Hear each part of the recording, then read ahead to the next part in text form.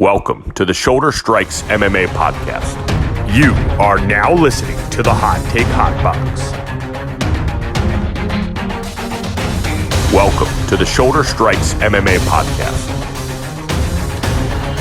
You are now listening to the Hot Take Hot Box. Ladies and gentlemen, Shoulder Strikes MMA Podcast. That's right, ladies and gentlemen. We are back to give you your news, notes, bets, picks, and predictions for everything you need to know in the combat sports world and the mixed martial arts world and everything you need to know in life, guys. I'll give you life lessons if you stick around long enough and you let me. But my name is Matt McSweeney. I am joined by Ty Capone. Ty, we had a week off from, a couple weeks off, I think, from the podcast. I don't think either one of us really checked in too much on that UFC card last week. I still have it. Yeah, we still have some stuff going on. I have not sat down and watched every fight, which I will, honestly, because that's just the psychopath that I am. I can't miss any sort of research. But, I mean, Bobby Green put Grant Dawson to sleep right away. I'm glad we didn't have a pod. I probably lost money. Yeah, I mean, you know what would have went down. I'm probably going to finish it up or start it and finish it up after this week's card on Saturday, just to, keep the fights going. I think this one starts at 4 also. Last week started. 4 is also, it's always a weird time because by the time I get home at like 7, 10, 20, I'm like, a little bit into the main card, but I always want to like watch the main card from the beginning. So when I'm a little bit into it, I'm like, fuck, I'm not going to go back and watch the 1 or 2 fights I missed. And then I also missed the prelims and I'm just catching up on the rest of the main card. And it kind of throws me off, but it is what it is. I actually do like this main card. I don't love it, but I think, It's another bad card, man. Yeah, it's another bad card. It's not horrible. I agree, but it's just like this main card, besides the co-main, has some pretty compelling events. Yanez and Martinez, Michelle Pereira moving up, Cameron Simon taking on a tough test in C-Rod. Like, it's a pretty good main card, and the prelims end with Darren Elkins, TJ Brown. Who knows what's going to happen in that fight? Can I ask you a question? Why? Yes. Why do they insist on putting like a Jennifer Maia and Viviana Araujo fight in the middle of this? Like, I get they want like women to be represented on this card, but you could make a better fight. It's not even really about it being women. It's more about the fight is an absolute dog shit fight that nobody. Yeah, they're both like 37. Yeah, so exactly. Nobody will care about either one. So it's like, well, I don't understand why we're doing this, but just a filler, just a co-main filler. I don't know. I couldn't.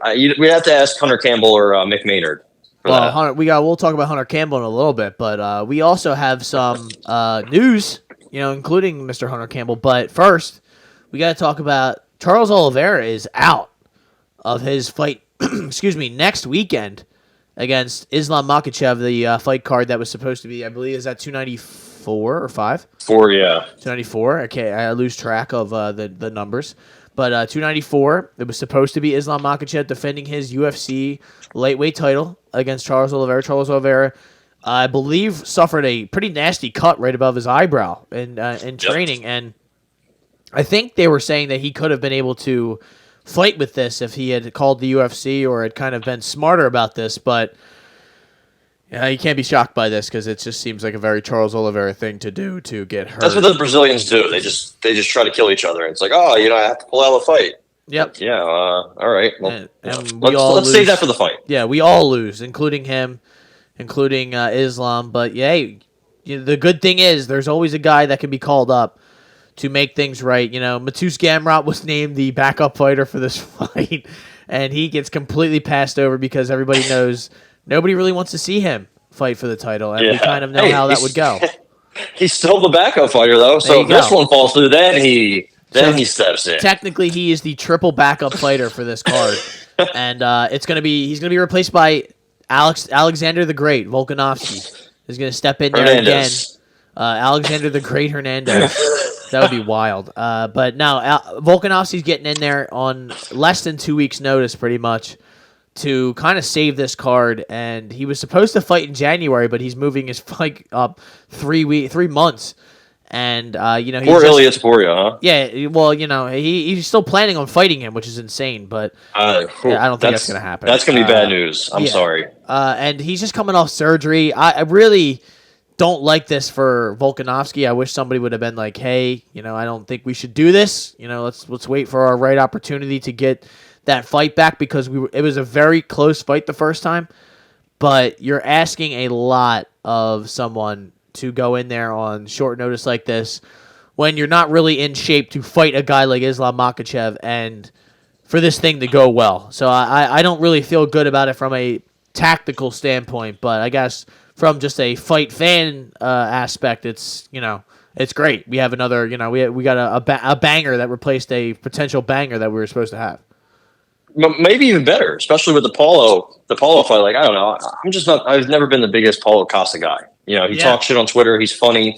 He's a big boy, but he doesn't show up to fights prepared. He fights with injuries. He gets injured all the time. He makes all these excuses. He just goes on Twitter. He's the funny Brazilian guy who can speak a little English. I just think, it's corny. It's not like he, walked into the UFC and was, prime, or I should say pre-USADA Hector Lombard, where he was just, putting people in body bags and throwing them in the ocean. Like, I had a big play on him inside the distance against Luke Rockhold, and when he couldn't get that done, I was like, bro.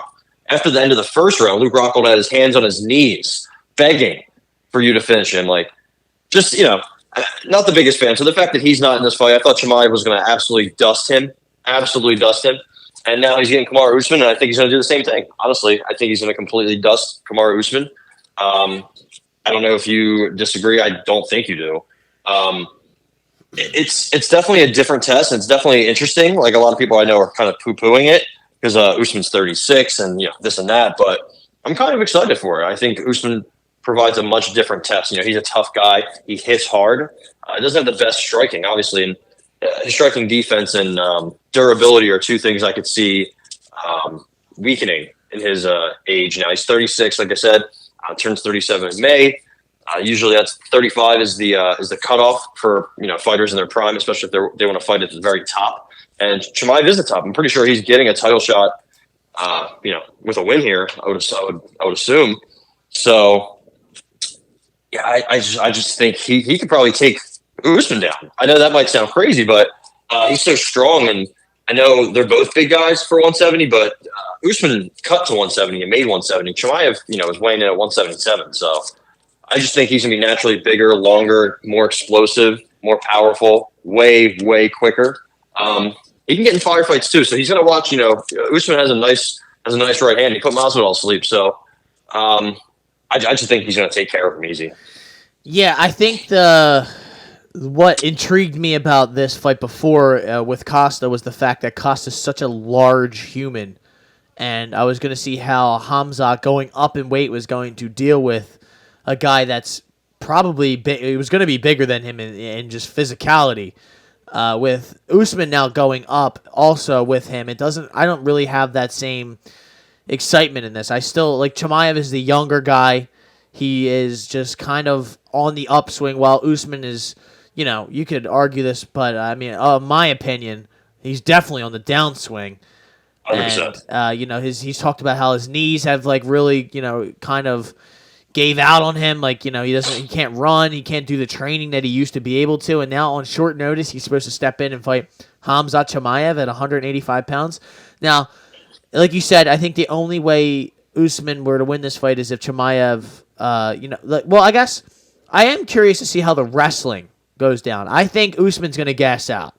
That's my personal opinion. I haven't seen Usman really push the pace in a little bit. It seems like he's kind of been dictated to the last 3 or 4 times he's been out there.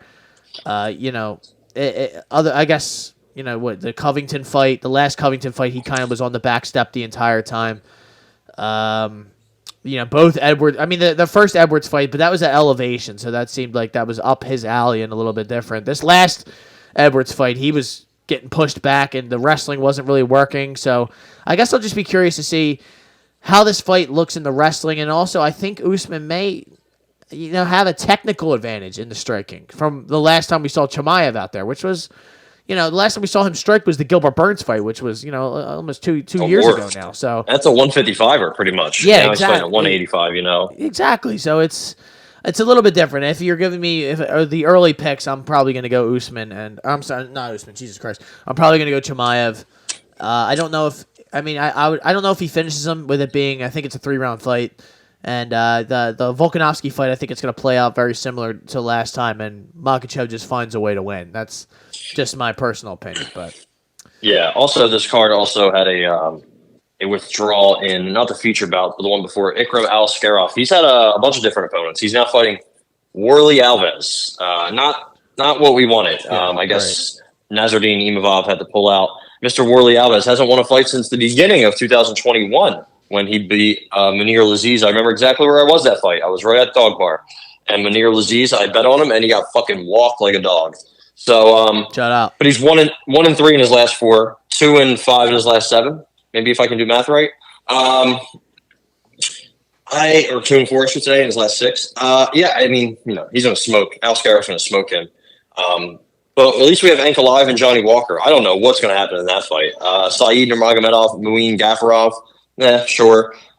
Trevor Peak, Javid Basharat, Abu Azatar, Anshul Jubli. A bunch of up-and-coming guys. That Sharabut and Magomedov guy, that's going to be... He's starting the card off. He's going to put Bruno Silva to sleep, or vice versa. So that's Mike Breeden, for some reason, is getting back on this card, your boy. So is this an 11 a.m. start? It is. It is, it is 11 a.m. I might have to switch my Friday and Saturday nights around, which can definitely be done in order to watch this event from start to finish. Victor Henry, Javid Basharat. Oh, it's going to be like a grind him out fest. Holy shit. Even Tim Elliott, Mohamed Mokaev also. That's going to be a grind him out fight. So yeah, I'm excited about the card. Hopefully nothing else falls through. We've had too much drama already. Yeah. Especially at the top. So yeah, I'm looking forward to that. I'm probably going to go Islam and Hamzat. Seems like the safe pick. I feel more confident in Hamzat than I do Islam, just based off the caliber of opponent that he's fighting. But it seems like Volk's already saying well, I got nothing to lose. It's on you. It's like, I don't know. I don't like you didn't take the fight originally for a reason, and now you're hopping in there late notice. It just seems like a real uphill battle that he's facing. But yeah, how about USADA has ended their partnership with the UFC effective the end of this calendar 2023 year. Shitting on my boy on the way out, slandering him, acting like the UFC wanted them to change the rules for him, which they've come out, and basically said, hey, USADA, we'll give you till 5 o'clock to apologize before we sue the balls off you. I love it. And they should, and they will. And I fucking love it. Yeah, and USADA, it seems like they kind of overstepped their authority on a few of these situations, and UFC was respectful of them, but this last couple ones especially, they were just like, dude, you're a little ridiculous. It seemed like the argument was that Conor had taken stuff that was probably on the ban list to recover from his broken leg, and which he definitely did. Everyone with eyes could tell that happened. Not the point. But the point was that they didn't really care if he was going to be able to submit clean tests, which doesn't to me make sense. I mean, you let all these other guys fight who've tested positive, and picograms and whatever the fuck you want to talk about, but the guy who's never really tested positive, who took himself out of the pool because he knew he was going to be, I'm pretty sure Weidman did the same thing, but nobody really cared because Weidman wasn't putting pictures up of him looking looking like fucking Popeye. That's literally where the problem here started. He was kind of just spitting in the face of USADA, which, I don't blame him. He doesn't give a fuck. He's got enough money. It doesn't really matter to him. But USADA, it became personal. It seemed like USADA took it personal and kind of made this shit a bigger deal than it really needed to. They kind of tried to get in the way of this fight happening when everyone just wants Conor McGregor back in the cage. And I mean, Michael Chandler's even saying he doesn't really care. Like he could test pot the day of the fight and I'll still fight him because he knows how much money that's going to bring in. But I think the big thing is just he's not going to test positive. Like that's the whole, he shouldn't fight it. If he's on steroids, everyone agrees. No, he should not fight. But if he's submitting clean urine samples, why can't he fight? That's my point. He's also been, hasn't he been one of the most tested athletes ever? Yes. So I just think this is an absolute huge victory for the UFC and for the fighters. This is probably McGregor's biggest win, and he's fought and he's dismantled the likes of Jose Aldo. So the fact that, he was able to break USADA, he was able to be the one who basically gave them their walking papers. I love it. USADA, since they've come around, what have they done? They say they stand for the fighters. The fighters don't do anything for the fighters. In fact, they've ruined multiple fighters' careers. Tom Lawler, his whole career was just ended. The UFC had to cut him after he got a 2-year ban for having small levels of Osterin in his system. That there was 3 other fighters who got 6 months. He got 2 years. Yeah. There was never an explanation at all. He's still, seeking out not even an apology, just something. But there's nothing you can really give back to him. Time has passed him by and whatnot. So, USADA's quite literally done nothing. They're showing up and asking to get in the shower with Aljamain Sterling. Who else? Who was the other fighter? Tim Kennedy says they watched him shower. They literally watched him get into the shower and shower. That's fucking insane, man. They've been doing shit like this for a while. They always release things, but don't give you their, the exact science or how they got their findings. They never do anything. They're just useless. There's never really any need for them. I'm not anti-doping, but get something that makes sense, like VADA itself. It's pretty prevalent in boxing. That works. Nobody complains about that. It kind of is what it is. In boxers, just how many cheaters are in boxing? Which leads me to my next point. I guess the UFC is going to be going with, it's called a drug-free sport, is what they're called. And I guess they're the ones who have been catching all of the matchroom boxers who have been juicing. And there's a long list of those fighters overseas. I think, was it Amanda Serrano? I think she was the latest one. Or no, it was Alicia Bumgarner. Yeah, she said, "Oh no, I didn't do it." Yeah, I'm sure. All those British men boxers, always getting caught pissing hot. So I guess that's good. The guy who oversees this program, his name is George Pyro. Yeah.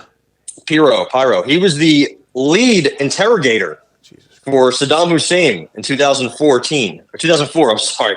So that's kind of crazy and weird. So I don't know what's the backstory behind that, but sure, whatever gets rid of USADA, I don't think anybody's going to be complaining.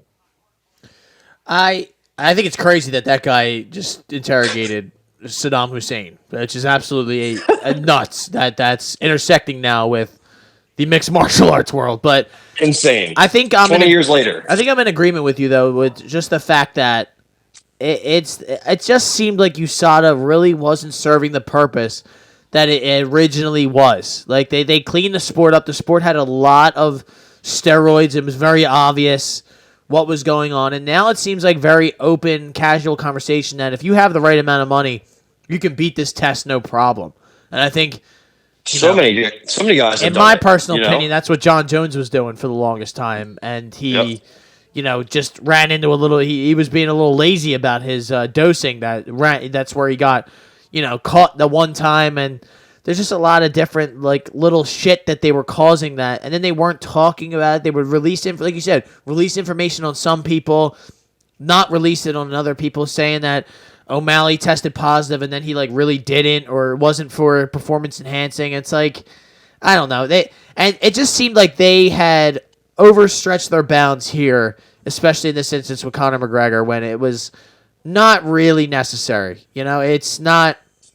It really felt like they were putting their foot down and trying to make a point about this when the UFC is like, dude, we really don't need you.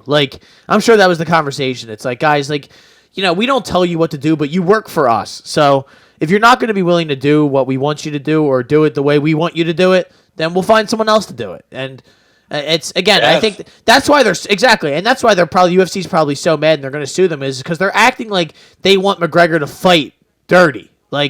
Kind of like the argument was with the Brock Lesnar and Mark Hunt thing, which got dismissed because they acted like the UFC let Brock Lesnar, juice up to the gills and didn't test him. The UFC could never do that. They would be liable for everything then.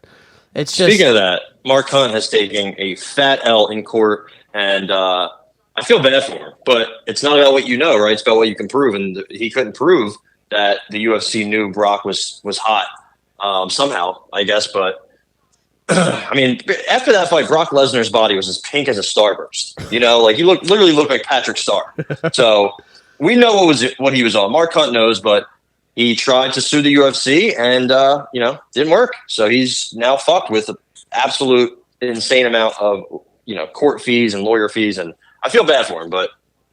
Part of me does, part of me doesn't. But, Ty, we got some fights to talk about. First, we got to talk UFC. We will have a little bit of Misfits boxing conversation at the end. So stay tuned if you out there love Misfits boxing. I know all of you do. Nobody. What an absolute travesty, a joke, and mockery they've made of the sport. But let's start with UFC Vegas. What is this? I hope you have 80? a number for me. Is this 80? Well, yeah, I believe it is. Well, actually, I don't even have the last one written down. So, yeah, we'll go with 80. Why not? 81. I'm sorry. 81. Wow. See, because we didn't. That's what what the problem is. We didn't talk about 80, so it didn't even register in our brains. I don't even know half the shit that happened other than body bags putting Abdul Razak Al Hassan in the arm triangle. But yeah, how about Sadiq Yusuff? This is your boy. My dog is just barking for no reason. I don't know if you people can even hear it on here, but he's just chirping every once in a while. Edson Barboza, Sadiq Yusuff. This is actually two of your boys. You met Edson Barboza. You shook the man's hand. Yeah, and large hand. Yeah, he's a big guy. And then you got Sadiq Yusuff, who you have been, carrying the torch for quite some time. So, yeah, Ty, I ask you, a long time. I ask you, Ty, the favorite here is Sadiq Yusuff, but not barely, but fair enough. Minus 185, 165. So it seems like it's jumping around all sorts of areas. Edson Barboza is a plus 140 underdog. So, Ty, I ask you as a person who has been a fan of both of these guys, so you will have to give your biased but somewhat unbiased because, it's just kind of left out in the open. Who do you believe is going to win this fight? It's pretty tough because I think one guy is at the tail end of his career and one guy is right in the middle of his prime, right? I think Barbosa's durability is probably going to go, or it's going, I should say. I think Sadiq Yusuff I think he's 30. Could be wrong. I think he's 30. Yeah. He's pretty much in his prime. He's coming off of a guillotine, right, against Don Shanice. I think that's the last time he fought. So it's been a little bit. Don Shanice, your boy. It's been more than a year, a little bit more than a year, but he got it done in 30 seconds. I think that was his first career, maybe not his first career sub, but definitely his first UFC sub. So it's good to see him working on his jiu-jitsu. His wrestling, his ground game, because you know how his striking is, right? He's very quick. He's got active hands. He's starting to, do more things and pressure better. I think there's been times in his career, especially against, Mike Davis in the Contender Series, which best fight in Contender Series history, arguably, still. He was a plus 200 dog in that fight, too. Very active, very, good pressure, good volume, good low kicks, kind of unorthodox boxing and counter punches sometimes, so he's a little tough to figure out. Remember he had that Kimura sweep against Andre Fili, so like I said, he's been working on the ground game, and I don't think either of these guys are going to go for the ground game, but there might be some clinching, there might be some dirty boxing. Who knows? I don't expect this fight to go the distance. I think both guys are pretty chinny. I think Sadiq Yusuff, I think he's tough. I think he bounces right back from getting hit. Remember Arnold Allen kind of made him do the chicken dance, and he was fine right after. So his recoverability is good. Barbosa's recoverability has always been pretty solid, but I just worry about, that happening or that part of his game going forward. Yeah. Yeah, the age and so many wars, man, like so many different wars. The Billy Q fight was even, starting to look that until he got that knee.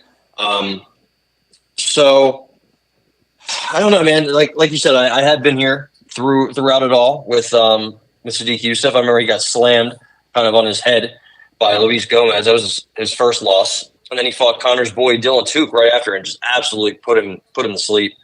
And then he got his Contender Series shot, looked amazing, did what he had to do against the first four guys he fought before Arnold Allen. And I think that Arnold Allen fight was good for him. I think he learned a lot. He bounced back. His fight against Alex Caceres, if you will, it was okay. I think Alex Caceres is a tough guy to fight. He's been around for so long. Is that how you say his name? It is Caceres. After all these years, he finally told us that's how you say his name? I don't believe it came from his mouth. So also in this card, Adrian Yanez, not Yanez or Yanez. It's Yanez. So we're fixing our names, I guess, is what we're doing. Hey.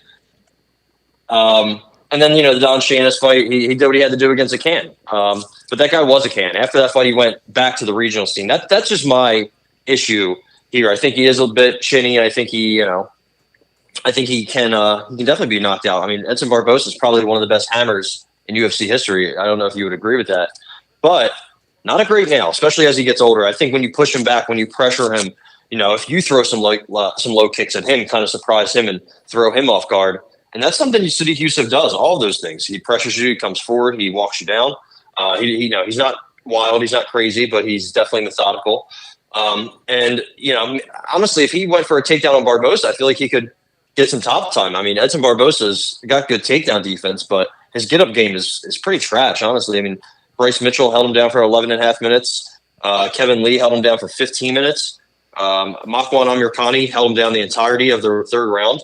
So I think that's going to be an issue. I think some of that sharpness that you see from Edson is probably not going to be there. But it is going to be close. I think they're both going to hit and kick and kind of just trade. But I think Sadiq Yusuff's eventually going to hit him with something hard, and he's going to knock him out. So I'm going to go Sadiq Yusuff. Since my one laptop is just slow as possible, I guess I'm going to have to go on my phone and switch tabs and see what Sadiq Yusuff is inside the distance. Plus 145. I like it. I'm going to take that. I was thinking about laying a big bet on him, just money line, but I just don't know about the decision. I don't think that's going to happen. I guess maybe there's an alternate world. He gets taught a vet lesson, but I don't know if Edson's really in shape to do that anymore. So give me Yusuff inside the distance plus 145.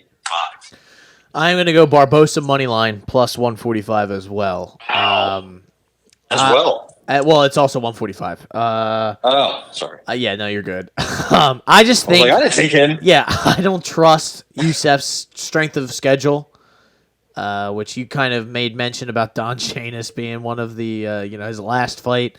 I think Barboza's I think he still has a little bit left in him, and I think, like you said, that vet lesson, I could see this being like a split decision sort of thing where, a couple of these rounds are pretty boring, where leg kicks and they're kind of scared to trade, and that's what I'm kind of at least hoping for. I think Barboza's going to have the quick, sharp strikes. He's going to be the bigger guy in there, so that jab's going to be able to land, I think, somewhat well.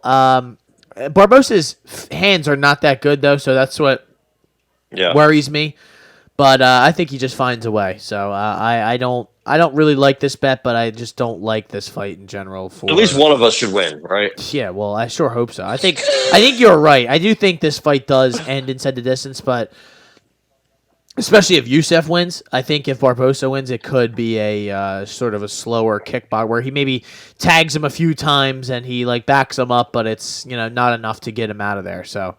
I believe there's been a knockdown in, 1, 2, 3, 4, 5, 6, 7, 8. 8 of Edson Barboza's last 9 fights. The only one not being against Paul Felder, which is kind of ironic.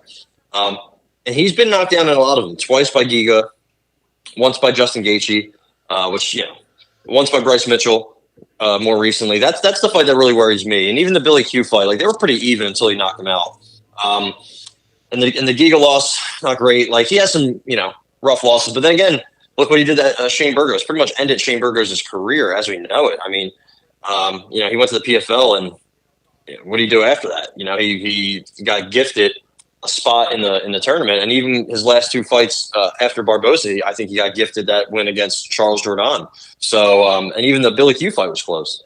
So, I mean, Edson Barboza has pretty much career altering power. He's landed spinning back heel kicks, flying knees, punches, ground and pound, body shots. So he's done it all. And Sadiq Yusuff's has a lot on his hands to work with, but he's got a good camp. He's in a good spot in his career. So I'm going to trust him to get the biggest win of his career. Hopefully he can, keep the momentum going and fight maybe twice next year.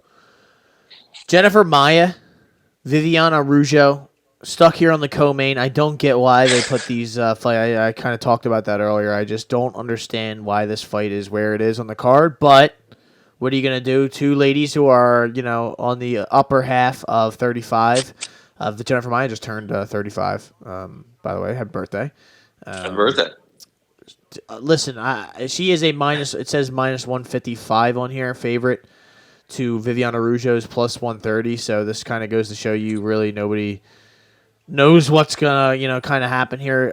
Vivi is coming off of a L, I'm pretty sure, or is it a W? No, it was two L's. She lost to Hebos. Hebos, and then after, Grasso before that. Yeah, Andrea Lee. But she looked good against Grasso. Like, she looked really good against Grasso. She got a couple takedowns. Like, she was putting up the volume. And then she fights Amanda Hebos and completely falls off a cliff performance-wise. I don't know what it was. Amanda Hebos, definitely a different style, but I thought it would have been not an easier test, but I thought she'd be able to clip Amanda Hebos. I think she did. When she hit her, Amanda Hebos got those those deer in the headlights eyes, where she was like, "Oh my god, I just got punched in the face. I can't believe it."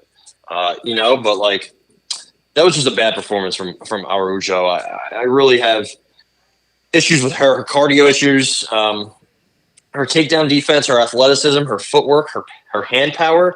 That was all like a great mix when she was in her prime, right? When she was making Roxanne Modafferi look like an idiot, beating Montana De La Rosa, beating Andrea Lee, convincingly, even though she got knocked down in the first round. Things got sketchy a little bit. She bounced back, and I think, did she sub her? No, she almost subbed her. And even the truth fight, I thought was somewhat competitive. I don't think she's a high ceiling, but I think she's a pretty high floor. I guess the same could be said about Jennifer Maia. I mean, I think Jennifer Maia is kind of like a meat and potatoes fighter. I always thought she was like, okay, decent, just nothing crazy. She'll beat Roxy and then she'll lose to Chuk, kind of like Vivi. She actually lost to Chuk twice, which I can't believe they decided to run that one back. But her last two fights, she's looked good. She's put up the volume on Marina Moroz and Casey O'Neill specifically. She's beaten them unanimously. Her takedown defense, 57%, not good at all. It's definitely, improved recently, but I think Vivi could have a path there. I think that could be, especially if she's tired, especially in the later rounds. I think Vivi has the hand speed and the power advantage. I think she's just kind of better everywhere than Jennifer Maia. I think Jennifer Maia is running into a kind of a tough test for someone that maybe if it was a year later, she'd be able to, or I should say, if Vivi was a year older, I think she'd maybe be able to eke out the decision. It's probably going to be close. I'm going to go Vivi money line. I shouldn't do this. I did it in the Hebos fight, but I'm going to trust her. I'm going to trust her to try to get it done, eke out a split victory. I think maybe Jennifer Maia's last two wins, maybe they're a bit overrated. I think I love Casey O'Neill. I think she's, super marketable, good looking, good athlete. She trains with great fighters. She's good size. She's very, very young, but that's the problem. She's very raw. When she put up a bunch of numbers against Roxanne Modafferi, who's on her way, who's already out, everyone thought she was the next big thing. And Jennifer Maia, just taught her a nice vet lesson. So I think Casey O'Neill, Marina Moroz, we know the deal about Marina Moroz. She's more active on OnlyFans. So she actually has been good lately. I don't want to joke around. Marina Moroz has some good wins in her career. But I just don't know if those wins are great for Jennifer Maia. I think they're good. The fuck is wrong, man? But that's kind of where I'm at. I think Vivi can hurt her. I think she can sting her. I think she can win the big moments. I think she could probably out-scramble her. I think she's bigger, longer, maybe stronger. It's just they're both in such a weird part of their career that one's on a 2-fight winning streak after struggling. One's on a 2-fight losing streak after winning some fights. I think this goes the way the Andrea Lee fight kind of went, honestly. So give me Vivi. Like my pick. Yeah, probably not. But he's going Vivi money line plus 135 is what I'm able to get at on the best fight odds. I am going to go Jennifer Maia decision. I think this fight. I think honestly, if you want to make money and just kind of throw this in a parlay, the fight that goes to decision or over anything like that, if it goes to decision is minus like 400, that just goes to show you. That makes sense. You look at these girls' last like 10 fights. I think you probably 90% of them have gone to a decision. So yeah. I think the last Vivi fight that didn't go the distance was her debut against what was that bum's name? Talita Bernardo. Yeah. Oh my god! So that's the only fight of hers that hasn't gone the distance, and she has gone 5 rounds once against Miss Alexa Grasso. Again, I can't overstate how good she looked in that fight, but then just fell off the next fight. Jennifer Maia has been 5 rounds also with Valentina Shevchenko. She even took her down. Yeah. So brief success. She hasn't got to finish it. She armbarred Joanne. Do not call me Calder Wood. So both of them with one combined finish in the UFC. Yes, very much like you said. I agree with that one. Yeah, that's pretty much it. Go Maya decision minus 105, ladies and gentlemen. So, Traitor. Jonathan Martinez, Adrian, what is his last name? Yanez. Yanez. I gotta remember that. Not Yanez. Yanez. It might as well be two N's. Just think of that. Yeah, the tilde, I think it's called, on the N is you got to really emphasize. It's not on Tapology though, so that is the kind of disappointing thing. It's hard for me to get the Yanez going on. Also not on UFC stats. There you go. So that's always great to kind of just throw through. Could be Yanes for all we know, Yanes.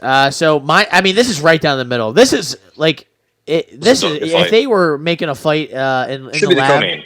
Yeah, like this is it. This is the co-main.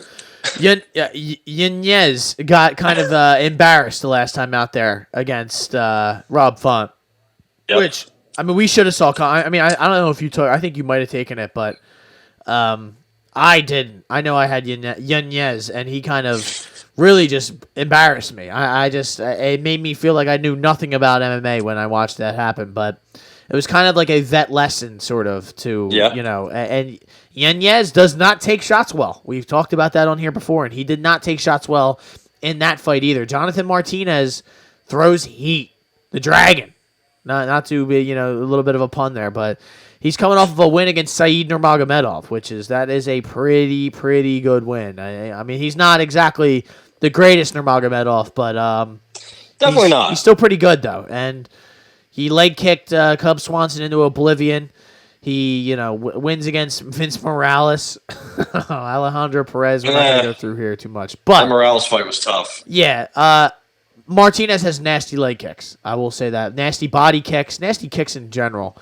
I guess I'm leaning Jonathan Martinez, so I'm asking you if you are going to convince me to go otherwise.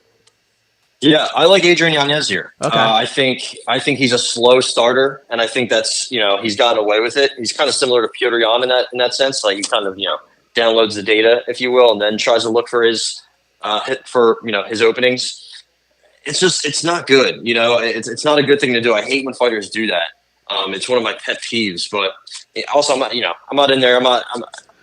I guess I understand because Floyd, his whole career, spent his entire first round every fight doing that. But also, he pretty much won those rounds anyway. He just didn't get, he didn't do anything. He just didn't also get hit.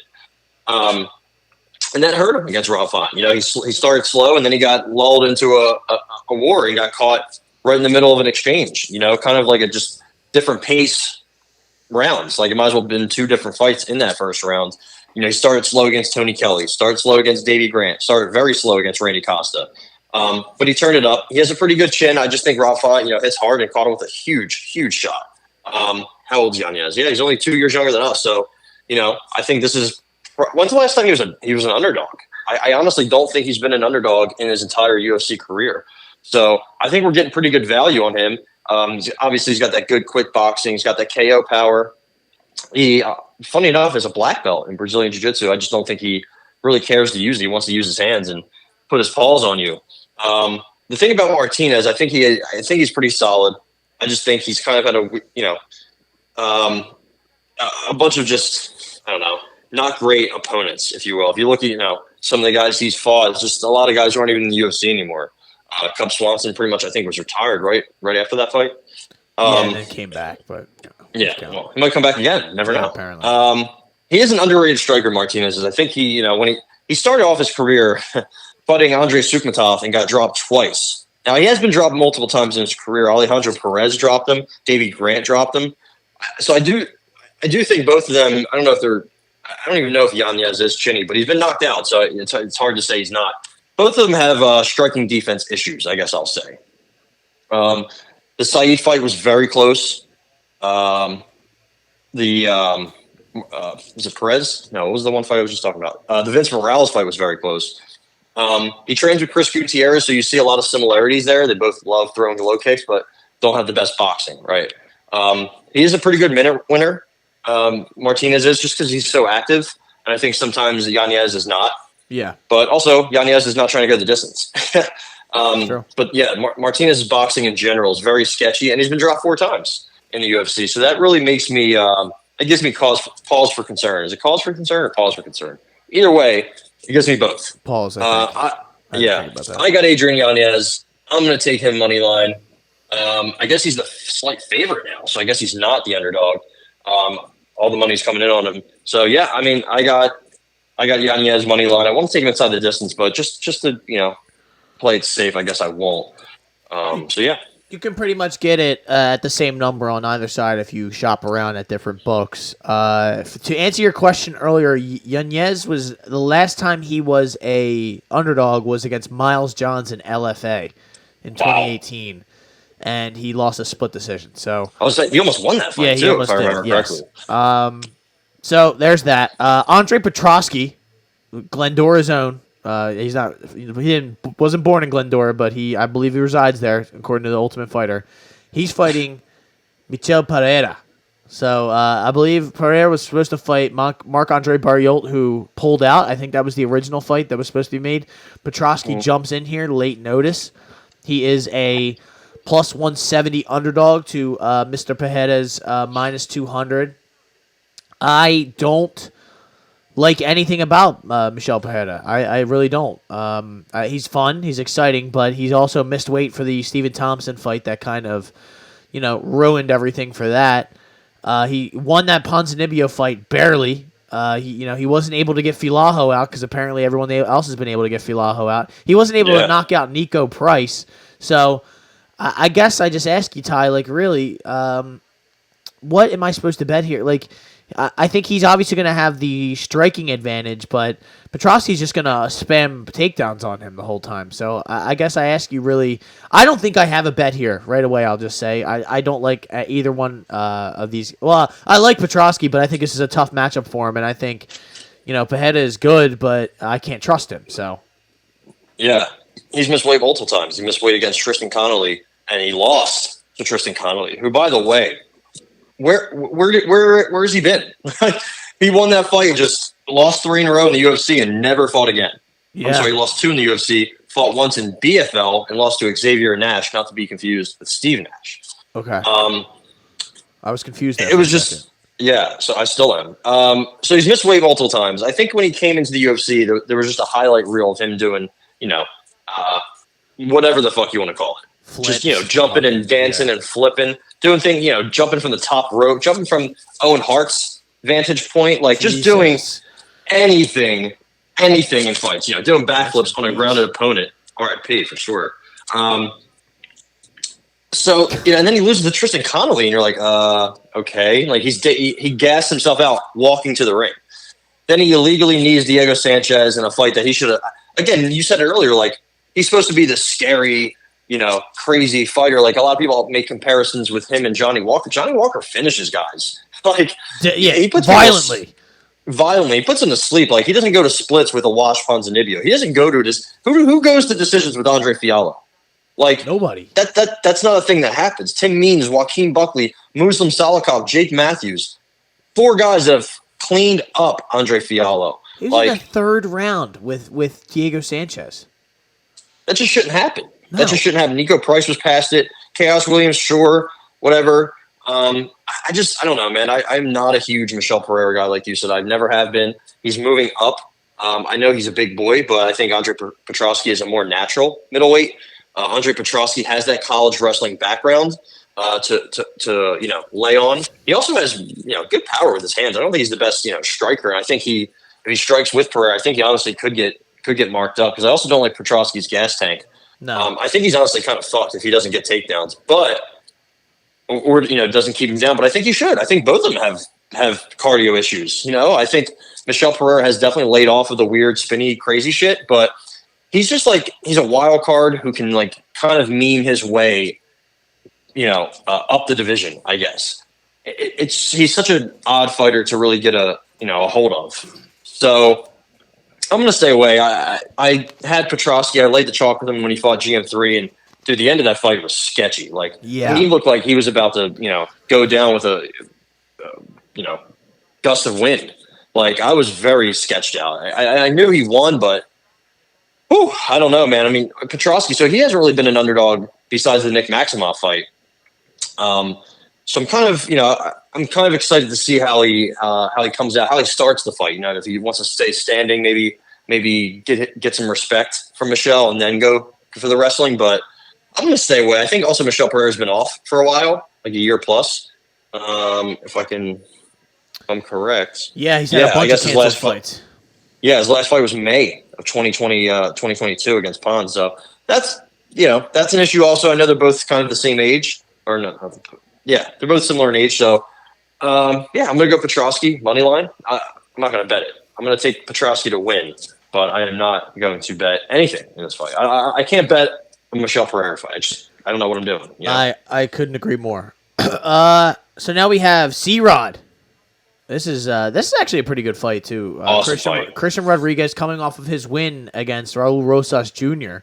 He is a -160 favorite against Cameron Simon, South Africa's own, who is 9-0, who has actually looked very impressive, even though he doesn't exactly always fight within the rules, in some aspects.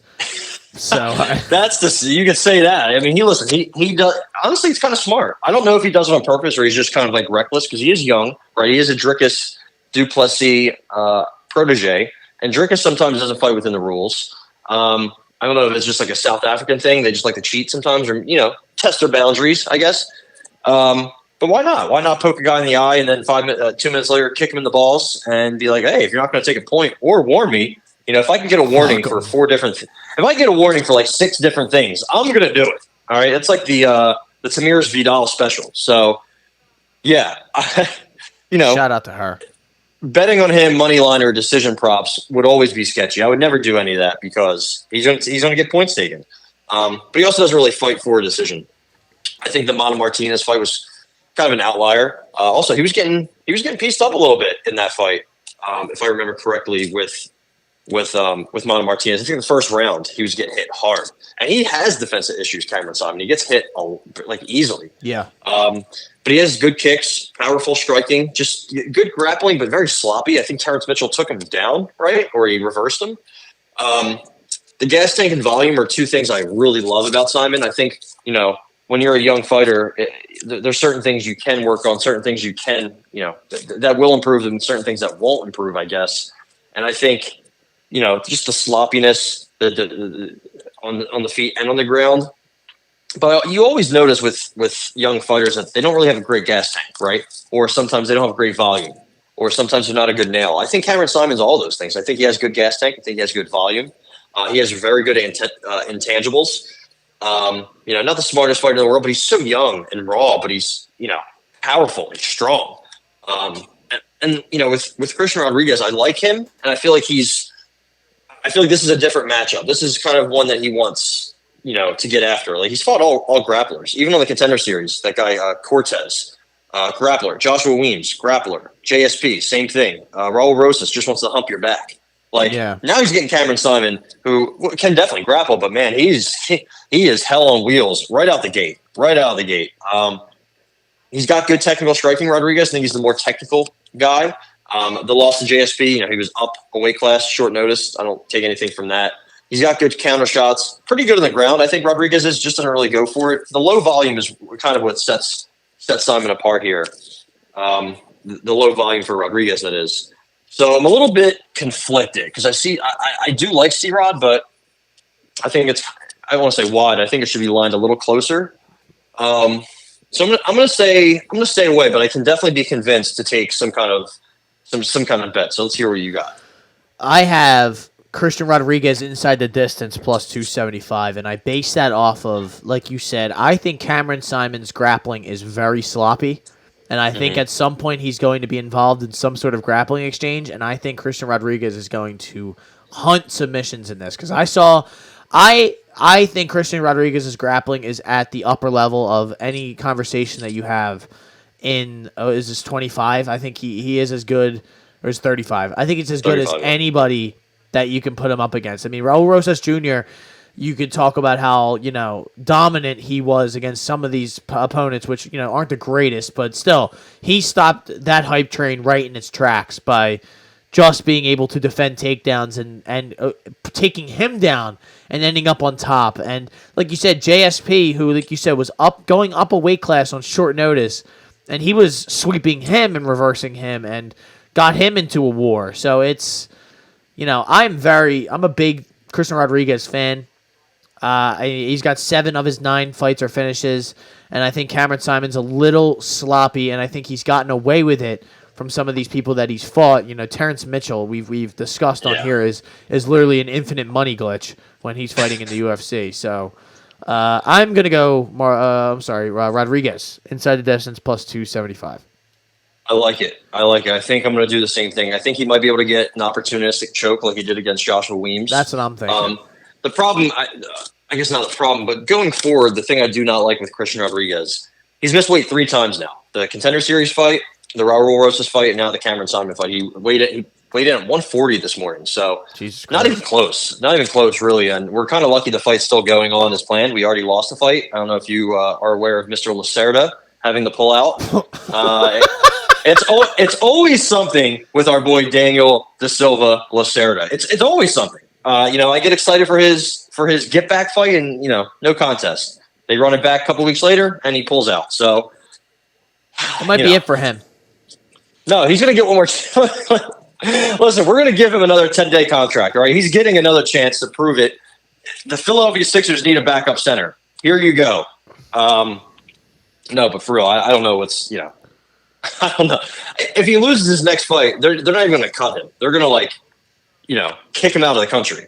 I don't know what they're going to do, but for this C-Rod fight, I am with you. I will take him inside the distance. I mean, how many of his fights have ended inside the distance? Pretty much 7 of them. 7 of the 9 wins. So, and like I said, that loss against JSP, we don't hold that against him. So, and he has a couple quick first rounders. So, let's do it, baby. I like it. So now we keep it moving, ladies and gentlemen. That was the main card. This is the prelims. We have Darren Elkins, the Damage, getting back in there. I've seen this man go to sleep, and I've seen him put people to sleep. He's fighting TJ Brown. Now, you want to talk about an absolute slop fest? This is exactly what that is. TJ Brown, these guys have a combined 21 losses, and they are fighting in the highest level of mixed martial arts that you can possibly have. Ty made mention that we lost the Lacerda fight. That was probably going to be the next one we were talking about, but it's pretty crazy that that's happening again. But Elkins is a plus 150 underdog to TJ Brown's minus 175. I implore everyone out there before Ty speaks, do not bet this fight. This is a slop fest. Darren Elkins is 39 years old. You can't trust anything that he does. He will come from the depths to eliminate TJ Brown. I lean TJ Brown here, but I just can't bet against Darren Elkins. Yeah, I mean, these are two guys that make so many different mistakes in the ring that you don't even know what to do. Darren Elkins is the comeback king. What's his nickname? It's the Damage, right? He takes the damage. He does. That's all he does. He gets takedowns, but he doesn't land them at a high percentage. And he gets submissions, but he also gets. Actually, he's only been submitted once, right? I think it was by Habib. Or not Habib. What the hell am I talking about? Am I talking nonsense? Charles Oliveira. That's the only person to ever submit him. So, I just basically think Darren Elkins, it comes down to 2 things. Darren Elkins is completely damaged. I'm sorry to drop the pun again, but he's completely cooked. And TJ Brown is a complete liability in there. I mean, he does things that just don't make sense. It doesn't make sense at all. The Shylin Nerdum BK fight, not a great look. The Jordan Griffin fight, to get guillotined from side control is so. I don't even know how to put it in words. Like, sure, that would happen to me or you, sure, but I mean, I don't understand how that happened. I still don't. The Kai Kamaka fight, I thought he lost. Completely thought he lost. I remember, I think, betting on Kamaka, if I'm not mistaken. The Bill Algeo fight, he was doing well and completely fell apart in the second round. He just, he's kind of a dummy. He's kind of an idiot. Like, he just doesn't make sense. He goes for takedowns, and I think that's where he has to get it. I think he has just mediocre striking. I don't think he has good durability. He's been knocked down a bunch. Very, very chinny. I think he's, has some good recoverability, but being chinny against Darren Elkins is probably not the best recipe, but like I said, Darren Elkins, he's still a dog. He can get takedowns. He can give them up. I have no idea how this fight's going to go. I'm with you. I'm staying away. My pick is TJ Brown.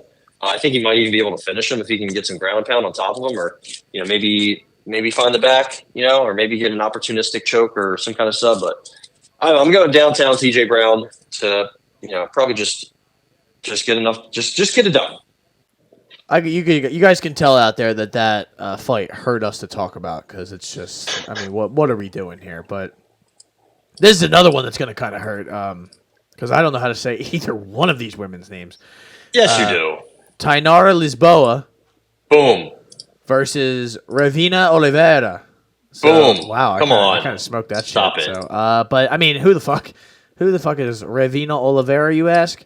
No, I don't know either. She's making. You don't follow her Instagram? No, I don't. I don't. I'm not a big, I don't support any of these Instagrams out there. But I will say that I do love when I look at a lady fighter, and she has 7 of her wins are all by finish. So it's very rare.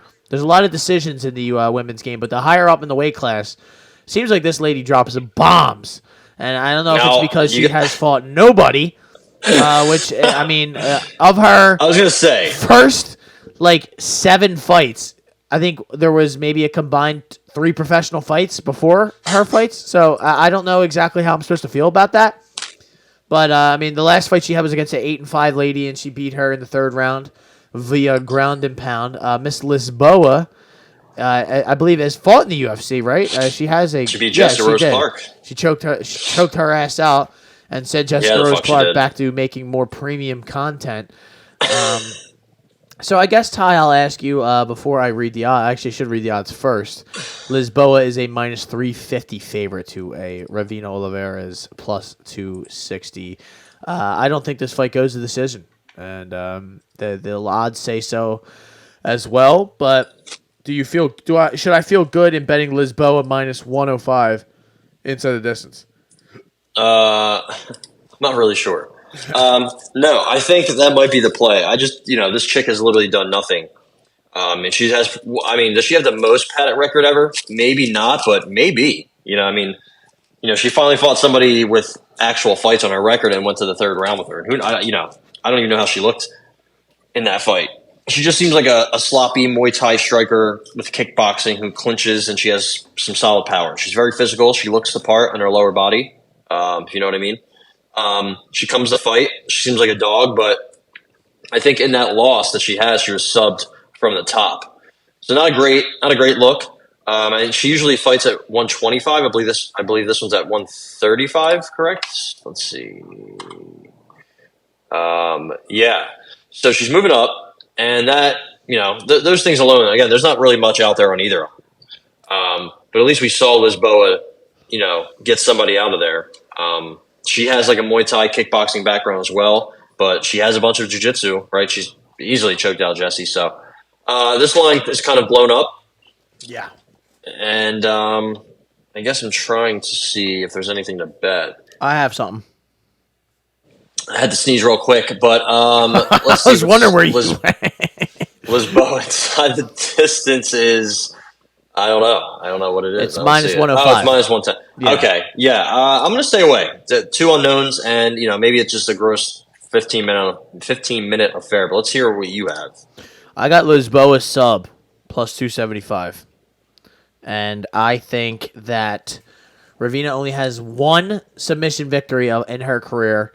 And I think that Lisboa, from what I remember from the Rose Clark fight, was just kind of the way better. I mean, obviously, it's not that hard to be a better grappler than Jessica Rose Clark, but I think it's going to be a similar fight where she's just going to be the bigger lady in this fight, and maybe the striking gets going at some point. But from what I read, it sounds like she's, like you said, she's going to work on the clinch, and she's going to try and just basically muscle Lisboa to the ground. And eventually, I just have a feeling you making your UFC debut, you're going to eventually gas out and give yourself up in a bad situation. I could see it being where she's on the ground and she gets, TKO'd via ground and pound, and I'm just pissed off. But I'll take this chance on the sub and try to make some money here. So, plus 275.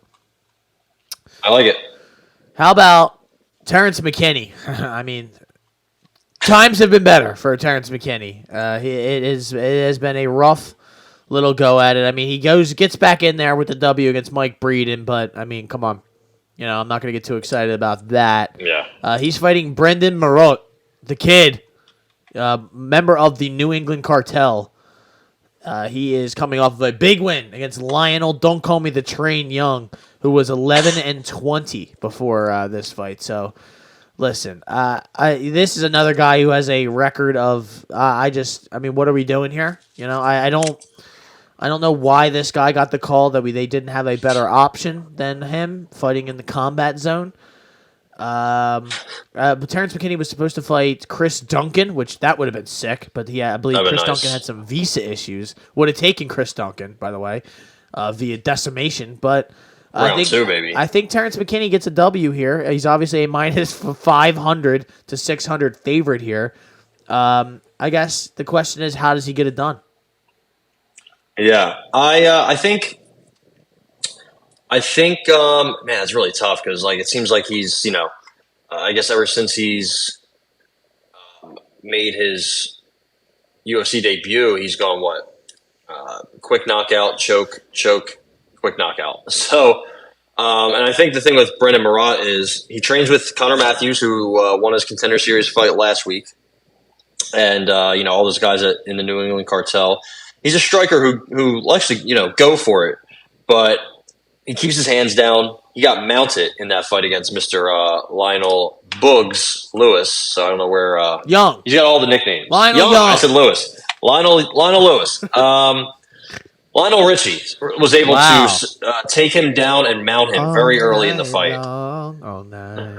Great fight. I just heard that last night. Somebody did that at karaoke. Hell yeah. Probably actually horrible. Funny enough. Not great, but there was this one chick who was doing "Because of You" by Kelly Clarkson, and I almost started crying. It was actually insane how good she was. It's always a good time. Come by Thursdays, 10 p.m. Sidewalk. We got karaoke. Sometimes I jump up there. That's where it gets bad if I get up there. But yeah, who knows what we're talking about? Brendan Marotte is probably not going to win this fight. Let's just say that.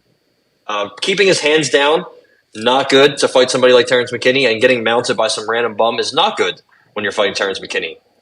Because in that first round, maybe not the full round, but most of it, he is a fucking killer. And he doesn't stop. He just comes forward with pressure. And, it's a little sloppy. You can hit him, but it's just, I think the problem Drew Dober had was he was just in his face the whole time. He was like, fuck, man, I can't even breathe.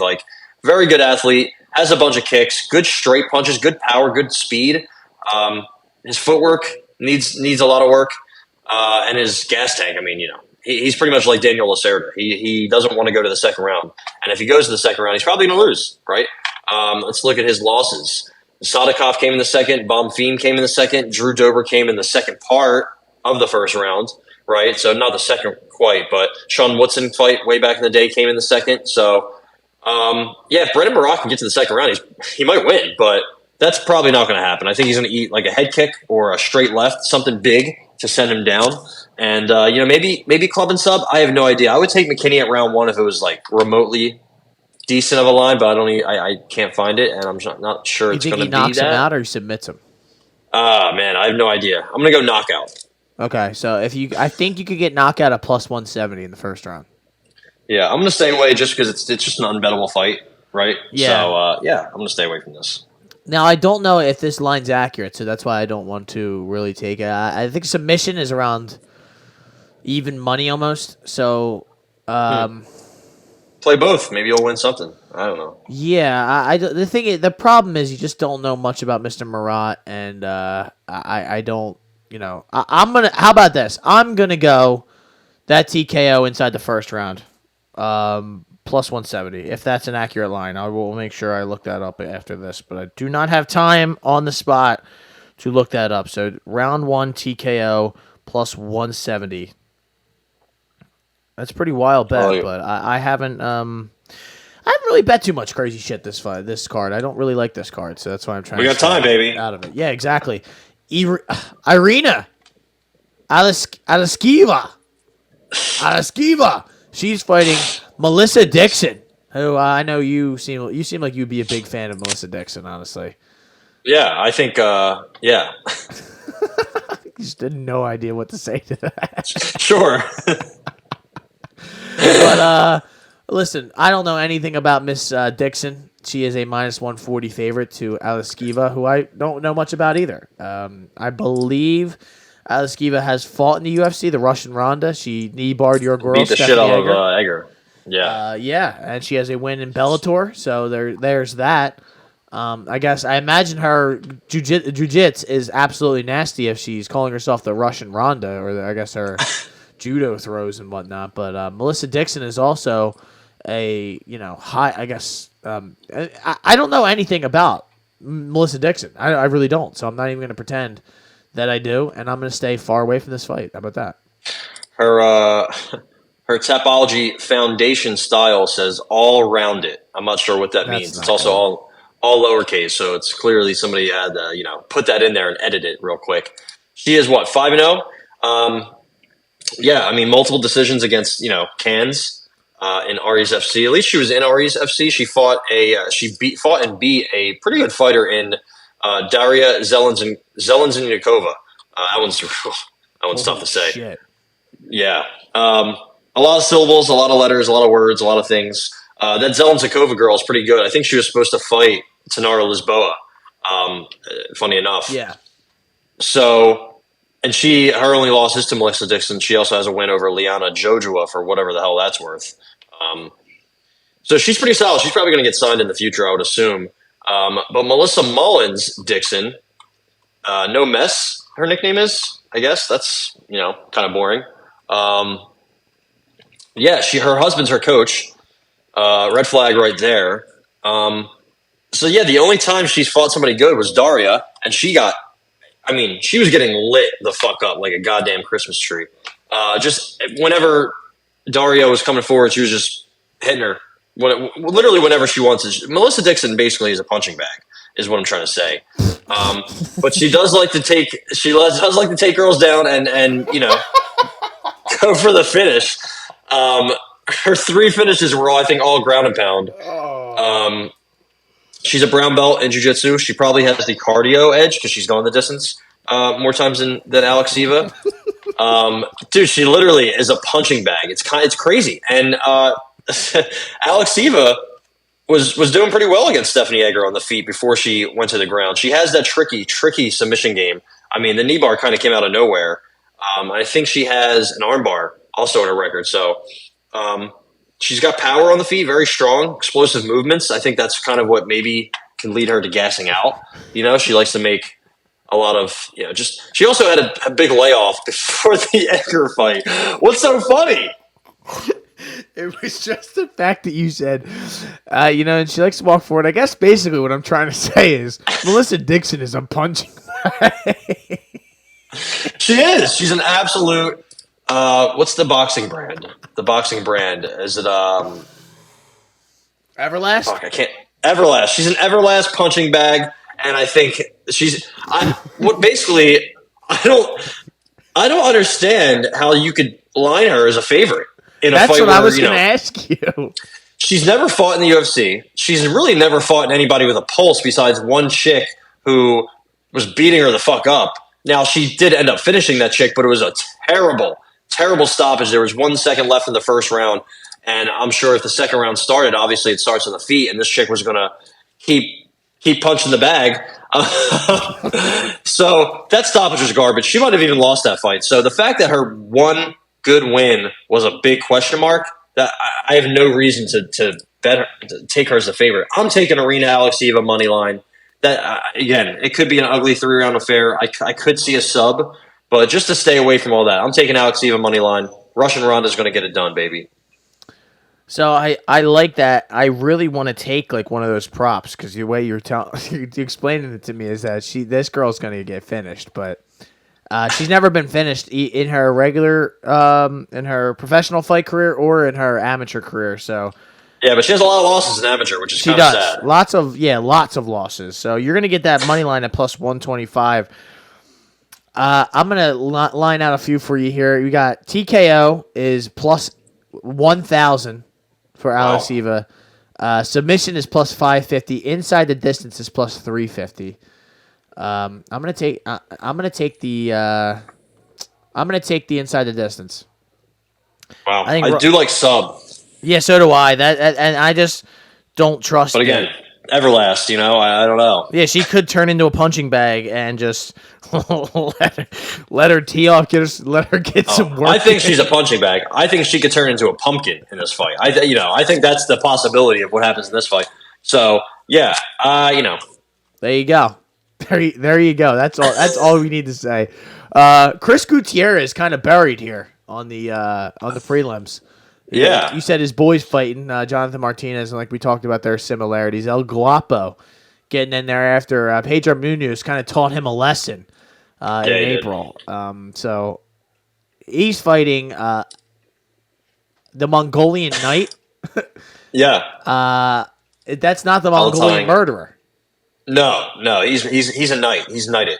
Okay. Murderers don't get knighted. Well, I guess maybe. Well, I mean, it depends. So he is coming off of a win against Chad and Hellinger. So there's that, and a win against Kevin. We haven't seen that guy. Yeah. So I mean, Chad and Hellinger. I hope we don't have to see him for a while. He just actually the last time he took a loss, I believe, to the same guy that he's fighting. So Jose Johnson. Yeah, so listen, this is another one I don't want anything really to do with. I would love to bet Chris Gutierrez inside the distance or maybe a TKO, but I don't know. I don't feel good. I don't feel good about this, Ty. So maybe convince me. Yeah, I don't know, man. I think Gutierrez has some good finishing ability. The Frankie Edgar one, that was kind of just. That shouldn't have happened. That was almost in 2023. It was at the end of 2022. Frankie Edgar should not have been in that fight. No. That was on the Adesanya Pereira card, the first one. And then the Donna Bakary fight, he got the spinning back fist and then followed up with some nice elbows. But before that, he was not doing well. He might have been losing. It was very early and close. Also, the Felipe Colares fight was very, very close. And then he had the draw with Cody Durden. I think he has a couple draws, right? One back in the day in the early part of his career. He just he fights on thin margins. It seems he can be pressured, he can be outboxed. His hands are not good. I would say they're not great, but they're not even good. He has obviously the elite leg kicks, and he has some technical striking. He's not very sloppy. He's just not very good with his hands. He's good takedown defense, but he can also, just like Jonathan Martinez. Or no, was it Jonathan Martinez? I think it was somebody else. He's not great at getting off his back. That was Barboza I was talking about. Cody Durden, 6 minutes of control. And, I just think he can be pressured and kind of beaten. But I don't know if Alatang Haley is necessarily the guy to do that. He has to get on the inside, it seems like, to really, implement his game plan. He also has multiple draws on his record. Both of them with multiple draws. Don't really see that much. Good, powerful punches, and he mixes in takedowns, but he can be hurt. He can be KO'd. I think Alatang Haley, I don't know if it was Gustavo Lopez that hurt him or Casey Kennedy. Well, one of them hurt him. I don't know. Just, his punching accuracy is not good. His strikes landed per minute to his strikes absorbed per minute ratio is really bad. It's almost 3 to 4.5. So, I'm picking Chris Gutierrez to win. I think it might be a decision. But I don't know. He has good power. He has good finishing ability. I'm going to stay away because I don't really trust either of these guys in this one. Yeah, I'll stay away as well. And then we finally did Edgar Chairez miss weight as well? I'm seeing that. I don't know. I was seeing that on the Tapology, the discussion page here that I was just looking at real quick while you were talking. That's a wild page to be on. Sometimes. Yeah, there's people talking all sorts of shit, and they're like, my Cameron Simon bet's a lock, and people are like, dude, I don't know, and they're arguing. But so I guess it was supposed to be a catch weight, and they both made weight for 130. But then, so they had to make it a catch weight. That's hurdle number one. And then there was a medical issue for Lacerda. That's hurdle number 2. I would love to see what the issue was because he is just he's running on borrowed time. He's gonna have a fucking professional job issue pretty soon when he's in the unemployment line looking for a new place to fight. So yeah, I guess he slipped in the shower, Lacerda, and that's why the fight's all. No, I'm kidding. Ashley Yoder though. I know you're a big fan of hers. I know you've said this multiple times. I'm just kidding. Ashley Yoder's fighting who? That's right, Emily Ducote. I am not even going to act like I'm going to bet this fight, so I'm going to tell you right away to stay away from this. This is probably going to be a snooze fest. Yeah. When's the last time Ashley Yoder fought? I don't know. She's been off for a long time. She had a bunch of surgeries. She was on a TV Spider show. Monkey. Yeah, that shouldn't be her name. 2021. She lost to Jin Yufrey. Yeah, and I'm pretty sure she got thoroughly outboxed and outstruck in that fight, which is just not good. She's not very good. What's her record? 8-8. Yeah, so. And Emily Ducote's 12-8. So we have a 20-16 combined record in this fight. That's good. When's the last time Ducote got a finish? It's been a while. It wasn't in the UFC, was it? No, it was in Invicta. Yeah, I don't know. I would love to bet Ducote finish, but I just can't. Yeah, so would I. She's a decent, one-dimensional striker boxer. I think Ducote has some good subs, but she doesn't really go for wrestling or grappling. Good low kicks, good volume. More often than not, let me see if she's bigger than Yoder. Yeah, she's much smaller. 5 inches shorter with a 6.5-inch reach disadvantage. The problem is Ashley Yoder's striking is complete trash. I'm sorry. It's just bad. She can't strike. I mean, getting thoroughly outstruck by Jin Yufrey is it's not good. She was on a reality TV show. I don't think she has what it takes to beat Ducote. The girls that beat Ducote, Lupi and Angela Hill and even Murata back in the day, these chicks, Alima Leigh McFarland back in the day twice, these chicks like to pressure you and are good at pressuring. I don't think Ashley Yoder pressures anybody. She's not physical. She's pretty big, but she's not physical. She just wants to try to, grapple you and kind of get a throw into an armbar. That's what she tries to do. And I don't think I'm trying to see if it's worked for her. I think it did at one point, right? I think she armbarred somebody. No, she never has. Amber Brown back in Invicta. Amber the Bully Brown, that bum. That's the only chick she could who actually recently lost to Mark McMahon, if you could believe that. Wow. I just don't think she has what it takes to win a fight at all against me or you. So give me Emily Ducote. Are we really going to do Emily Ducote inside the distance? Is that something we're going to do? No. I mean, maybe you are. Right. I'm not. I'm not. I don't want nothing to do with that. I mean, I kind of do, but I don't. I might. That's a private. Stay away life. From that. That is a private life bet where I will not tell anyone about whether it hits or it doesn't. So yeah. Inside the distance though is plus 300, so that will be a night starter. And I just can't afford to lose 7 units or 8 units or 9. The last time we did one of these pods, I got smoked, so I have to be a little bit diligent here. So. Yeah, sure. Misfits boxing, Ty. This is the one thing I did want to talk about before we got out of here. Sauce Poppy is fighting this weekend as well. Salt. Well, it is Salt, but if you've seen him, he's on the fucking sauce, dude. Oh my God, right. He is jacked. He's a favorite. I don't really care about him. He is fighting some guy, and Dillon Danis is fighting as well. He's fighting Logan Paul. Don't really care. I mean, the build-up has been great to that, so it's kind of Dillon Danis did his job to get me to want to watch it, but who cares, So he's a plus 410. It's early in the morning, crazy. Too. Is it really? I didn't know that. Yeah, it's 10 a.m., I think. Oh, God. And then KSI and Tommy Fury. So I did just want to ask you your thoughts on all of this. Tommy Fury's probably going to smoke KSI. He should, but I mean, Tommy Fury's not that good either. Do you care about any of this stuff? We're going to be smoking that Dillon Danis pack come Saturday afternoon. That's all I got to say about that. Yeah. That's going to be a thing. There was one card I wanted to show you. Tim Tszyu, though. At least you got that. Tim Tszyu, Brian Mendoza is going to be a great fight. Pretty much a setup fight for Jermell Charlo. I know, again, Jermell Charlo's getting, I mean, the absolute jokes and the absolute just vitriol that Jermell Charlo is getting thrown his way is it's a bit much, I think. I'm all for shitting on guys after they, lay an egg like Irene Aldana. But, oh, my God. You would have think this guy literally just threw the fight. Okay, Alan Belcher, that's what I was looking. So I'm actually really excited. That's going to be a show on Showtime, 10:30. There's going to be nothing else is going to be going on that Saturday night. That's going to be a really good fight. I don't think the card's good, but the fight itself is going to be really good. Tim Tszyu is talking shit. He's talking about Jermell Charlo's ducking me. Yeah, I don't know about that one, but yeah, that's going to be a good one. And also, November 11th. What are you doing on November 11th?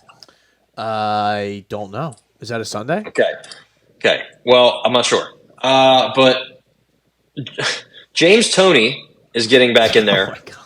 Against Donovan Razor Ruddock. If you don't know who Donovan Razor Ruddock is, it's probably because he hasn't fought in your lifetime. He made his professional debut in 1982.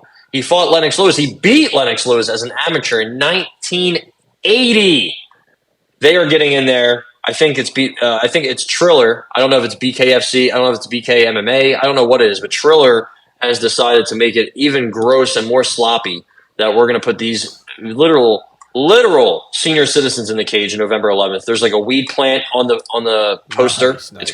It's gonna be in Jamaica. I think that's where Donovan Ruddock's from, Razor Ruddock. He got KO'd by a young Mike Tyson. I think that's really what he's known for. Also, Lennox Lewis beat the fucking brakes off him when they were pros. So yeah, that's happening. I don't understand how they can even do this, but UFC going to Saudi Arabia, another disgusting thing that we're going to talk about. So that's good. Gordon Ryan hinting at John Jones' retirement plans. So I think he might have let the cat out of the bag, unfortunately. Also, they're training together. And everybody already knew that, though. Yeah, that's what I thought. But I guess Gordon Ryan's now kind of accidentally confirming it. Bobby Green saying some wild shit, which is not a surprise. He says Islam and Habib hide in mosques, so USADA cannot go in there. That's just a wild thing to just say. Who said that? Bobby Green said that about Islam. I mean, he smokes Habib. too much weed. You see Rampage? It's crazy when Rampage is like, "Yo, you smoke too much weed, dude." Yeah, if Mike Tyson comes up to you and says, "Yo, you should probably stop smoking weed," that's probably like a very good sign that you should probably stop. But also, USADA's gone, so we don't have to worry about that anymore. And so yeah, this right before we get out of here, Game Bred Boxing, Game Bred, whatever you want to call it. I have one Game for you Bred, as well that we have to talk about. Oh man, I can't. We have this is like Christmas. So November 10th. Oh my God, a day before the Razor Ruddock. That fight probably won't happen. A day before that, we have this is no joke. This is probably the Super Bowl, the WrestleMania of Game Bred Bare Knuckle MMA. So not bare knuckle boxing, but it's bare knuckle MMA. Alan Belcher, Roy Nelson in the main event for the 5-round fight, which is crazy for the championship, the inaugural championship of Game Bred Promotions. And this whole card is kind of crazy. So I'm just going to read off some names. In the co-main, or maybe the co-main, I don't know what it is. It should be. Randy Costa, Jason Knight. Wow. All right. We got that going. Curtis Millender, Joel Bauman. Why not? Chase Sherman making his debut, I think, against some guy. Hector Lombard. He said, you know what? No USADA? Fine. Turn me up. I'm coming back, baby. He's fighting Chris Sorrow. Not sure who that is. Brandon Davis getting in on some of the action here. Somebody's screaming outside of my apartment. T's and P's, dude. I don't know what the fuck is going on. Algo Huskic is fighting Joshua Weems for whatever reason. Francisco Trinaldo is fighting Sasha Palatnikov. So, Ty, there is a fight that we forgot about that is happening tomorrow. Oh, wow. I'm excited. Pat Miletich and Mike Jackson are fighting tomorrow in Caged Aggression MMA at the River Center in Davenport, Iowa, home of Seth Rollins. This will be a 3-minute or 3-round whatever, dude. Who cares? Pat Miletich is getting back in there. He's gonna, as he quotes, beat the fuck out of Mike Jackson for all that shit he's been talking. And there you go. Pat Miletich, how old is he, you ask? That's right, ladies and gentlemen. 55 years old, and he's from Iowa. He is going to get to fight Mike Jackson in front of his home people. Ty, who do you got? Who the fuck is screaming? I have Pat Miletich. I think this is going to be a pretty solid fight. Basically, I'm going to break it down for you like this. I don't know. This is happening. It appears this is happening. This is a fight. So it's funny. We talked about this before as a joke, but it's here. If you want to know who the main TV announcer is for this card, it is BJ Penn. So that's what we got going on. This is basically turned into a CTE convention, but ladies and gentlemen, I will be there no matter what. Yeah, I will be there no matter. I will try to find a stream of this somewhere. So, ladies and gentlemen, this has been the Shoulder Strikes MMA Podcast, brought to you by the Hot Take Hot Box. It's good to be back. We will have another episode after this weekend, and we will have quite an amount of shit to talk about. What we just labeled out for you. We will. There's a lot going on. We will be busy come Monday afternoon. So, ladies and gentlemen, my name is Matt McSweeney. I'm Ty Capone, and as always, me or Matt without each other is like a fish without a bicycle.